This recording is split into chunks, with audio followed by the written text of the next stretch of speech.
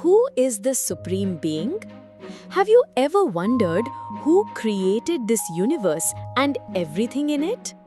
Millions of people have different opinions, but can opinions alone reveal the truth? Imagine you see a beautiful painting. Even without seeing the artist, you know someone created it. In the same way, when we look at the planets, stars, galaxies, and the incredible design of life, logic tells us there must be a creator behind it all. But who is that creator? What is his nature? Can we truly understand him through our limited senses? The ancient Vedas explain that the absolute truth cannot be fully understood through speculation alone. Just as we learn about our father from our mother, the Vedas reveal knowledge about the Supreme Person from the ultimate source itself. So, who do the Vedas declare as the Supreme Lord above all others? The answer may surprise you. Stay until the end of this video to discover what the Vedas reveal about the Supreme Truth.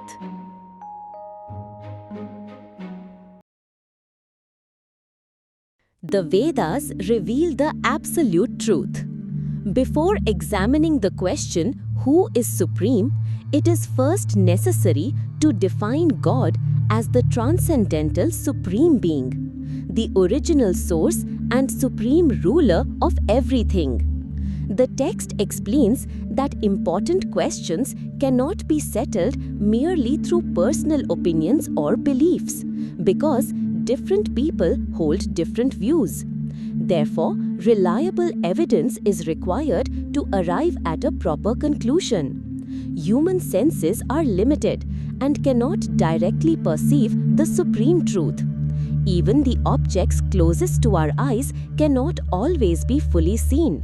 So, understanding the absolute truth through sense perception alone is impossible. The limits of sense perception and logic.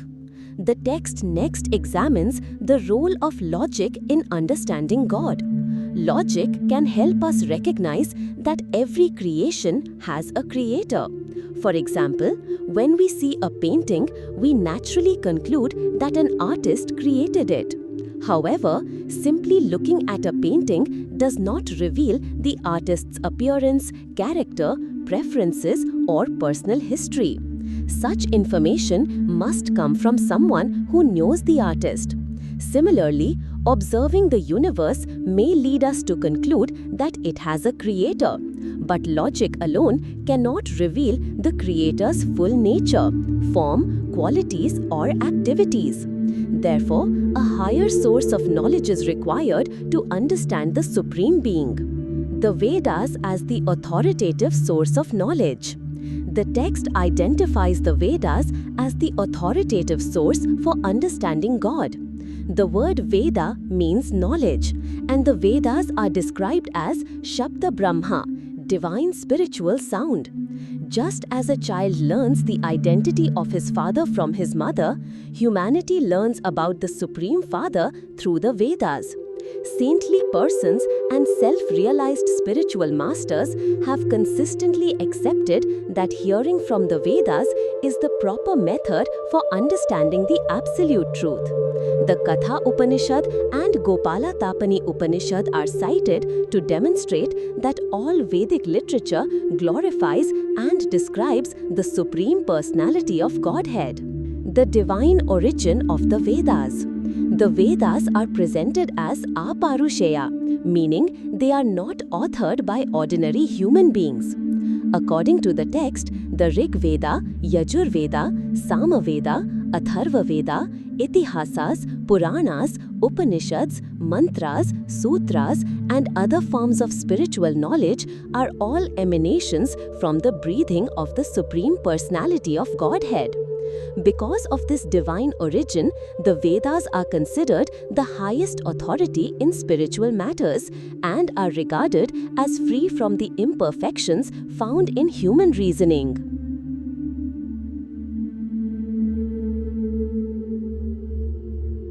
The 4 defects of human knowledge. The text explains that ordinary human knowledge is limited by 4 inherent defects. Human beings possess imperfect senses, make mistakes, become illusioned, and often have a tendency to cheat.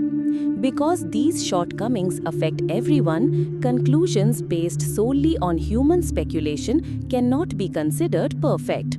Therefore, spiritual truth must be sought through revealed knowledge rather than personal opinion. The disciplic succession of Vedic knowledge.